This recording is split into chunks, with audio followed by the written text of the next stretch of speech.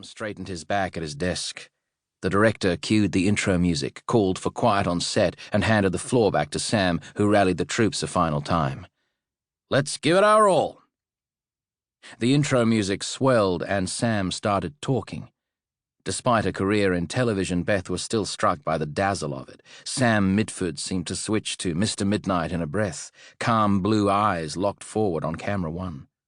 Anyone would guess he had to be a bit of a wunderkind to host his own nightly television show at 29, and he delivered on that expectation. Warm, charming, everything about him polished and image-conscious. He flashed a giant smile. His teeth were like American Republican voters, white and straight. "Hello and welcome to Midnight Tonight. I'm your host, Sam Mitford. You can call me Mr. Midnight, and it is a pleasure, as always, to join you in your homes. Hello." At this, Sam paused and squinted. Andy raised an eyebrow. "He's nervous."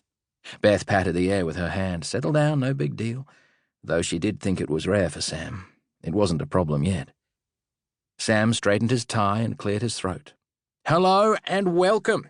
I may have already said that, just a small technical error there, but I guess I'm just so excited for tonight's show, I wanted to do it twice." The smoothness of a veteran, the only remnant of his nerves, an agitated drumming of his fingertips. Every broadcaster has a tick, clicking pens, shuffling notes. Sam just had a nervy left hand. His little finger was shorter than the others. He'd lost the top of it as a child, but this tick wouldn't cost her the bet. He fidgeted every episode. They'd had a production meeting to discuss reframing the shot, but Sam had insisted the audience see the top of the desk, so they knew he had research notes. The director told Sam his fidgeting made him look like a drug addict.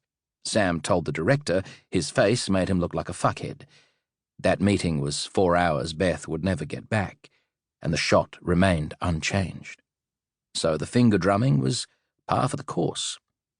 Beth raised her hand at Andy and rubbed her fingers against her thumb. "Get ready to pay up."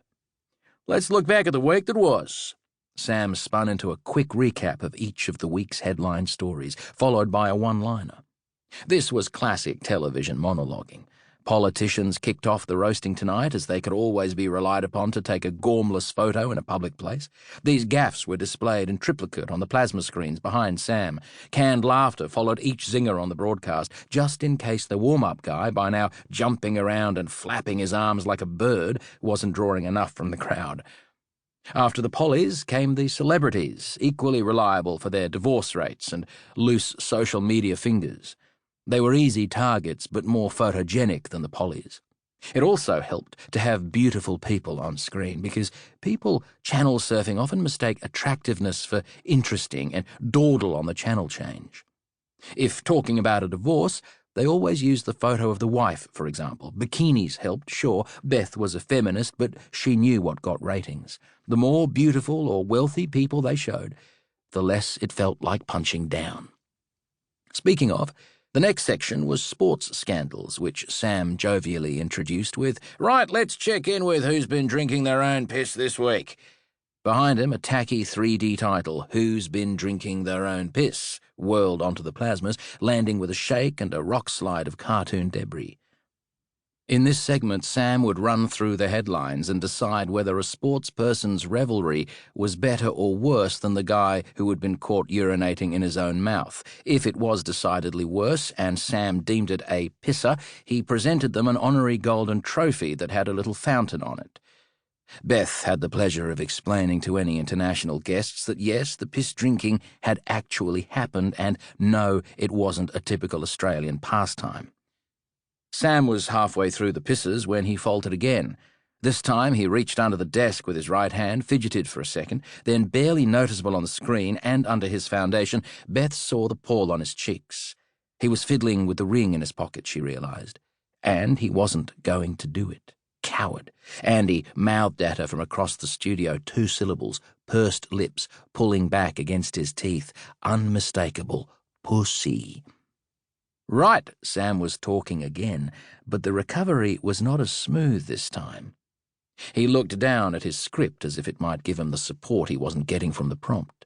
Beth felt a pang of guilt. He would have looked down to see her message, "You are going to die in the arse." Just when Beth thought he was about to... Para seguir escuchando este audiolibro gratuitamente, haz clic en el enlace de la descripción y podrás escucharlo completo sin coste gracias a la prueba de 30 días de Audible.